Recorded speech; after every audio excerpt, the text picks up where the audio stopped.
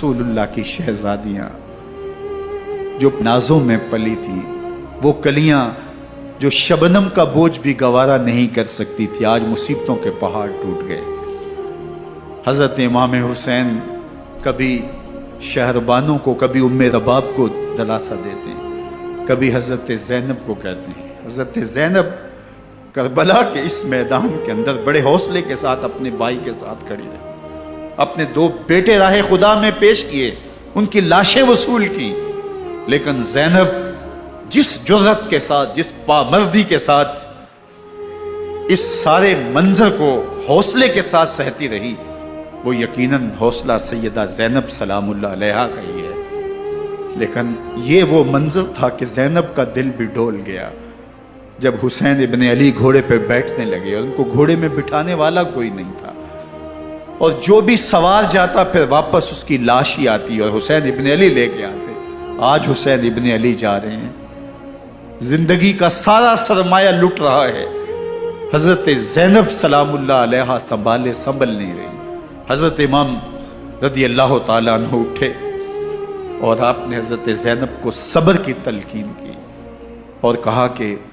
صبر ہی بہترین ذریعہ ہے اور اللہ کی قربت کا ایک بہترین سبب ہے، اور ان کو صبر کی تلقین کرتے ہوئے فرمایا کہ میرے بعد تم نے اس ذمہ داری کو سنبھالنا ہے اور ان مخدرات اسلام کی، ان شہزادیوں کے پردے کی تم نے حفاظت کرنی ہے۔ اور پھر گھوڑے کی زین کس کے امام حسین لشکر اشقیاء کی طرف بڑھتے ہیں۔ اب خیموں سے سسکیوں کی آواز آ رہی ہے، ان کا سردار، ان کا تاجدار آج سب کو چھوڑ کے کربلا کے میدان کی طرف بڑھ رہا ہے۔ جرم کیا کیا، قصور کیا کیا، اس نے کیا زیادتی کی کہ آج نیزوں اور انیوں کے مقابلے میں 22,000 کا لشکر حضرت امام حسین پہ ٹوٹ پڑتا ہے۔ آپ پھر اتمام حجت کرتے ہیں، میں نے کسی کو قتل نہیں کیا، خون ناحق نہیں بہایا، میرے خون کے درپے کیوں ہو، اپنی آخرت کیوں برباد کرتے ہو، تم جانتے نہیں میں کون ہوں، میں تمہارے نبی کا نواسا ہوں۔ لیکن ابن زیاد کہتا ہے مقابلے میں آؤ۔ پھر حضرت امام حسین رضی اللہ تعالیٰ عنہ مقابلے میں آتے ہیں، اور جب گھوڑے کو ایڑ لگا کے دشمن اشقیاء پہ ٹوٹتے ہیں تو پھر ایسا منظر ہوتا ہے کہ وہ بھیڑ بکریوں کی طرح آگے بھاگتے ہیں۔ 71 زخم کلیجے پہ لیے شجاعت کا یہ پیکر جب میدان میں آتا ہے، آواز آتی یہ کون ذی وقار ہے، بلا کا شاہ سوار ہے، لباس ہے پھٹا ہوا، غبار سے اٹا ہوا، تمام جسم نازنی چدا ہوا کٹا ہوا، یہ نبی کا نور عین ہے، یہ بال یقین یہ حسین ابن علی ہے رضی اللہ تعالیٰ عنہ۔ پھر چاند بادلوں میں گھر جاتا ہے، شامی غنڈے تیر برساتے ہیں، تلواروں سے آپ کے بدن پر ضربیں لگاتے ہیں اور نیزوں سے آپ کے بدن کو پرو دیتے ہیں۔ جب آپ کا پیراہن بعد میں اتارا گیا تو آپ کے پیراہن میں 122 سوراخ تیروں کے تھے، 33 زخم تلواروں کے اور 34 گھاؤ نیزوں کے تھے۔ جب گھوڑے کی زین سے فرش زمین پر آئے، بدن چھلنی تھا، زخم سے خون بہ رہا تھا، 3 دن کا پیاسا حسین، اللہ اکبر، بدن زخموں سے چور، 71 لاشیں کلیجے پہ لیے، مخدرات اسلام کے پردے کا خیال دل میں الگ ہے،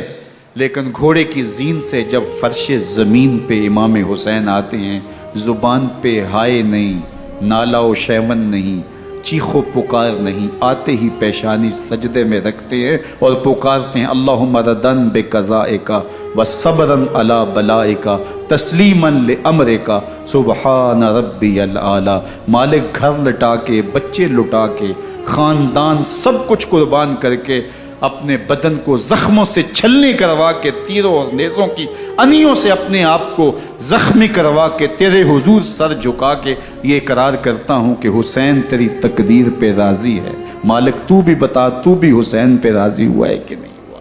آواز آ رہی ہے اس پیاسے پر علی شیر خدا کو ناز ہے، اس نواسے پر محمد مصطفیٰ کو ناز ہے۔ اوروں نے بھی سجدے کیے پر اس کا عجب انداز ہے، اس نے وہ سجدہ کیا جس پر خدا کو ناز۔ حسین ابن علی رضی اللہ تعالیٰ عنہ کا سر انور دستے قاتل نے تب کاٹا جب وہ سجدے میں جھکا ہوا تھا۔ یزید نے کہا میں بیت لوں گا، امام حسین نے کہا کبھی بھی نہیں دوں گا، یہ سر کٹ سکتا ہے جھک نہیں سکتا۔ سر کاٹ کے نیزے کی نوک پہ چڑھا دیا گیا، اور یہ اس بات کا اعلان تھا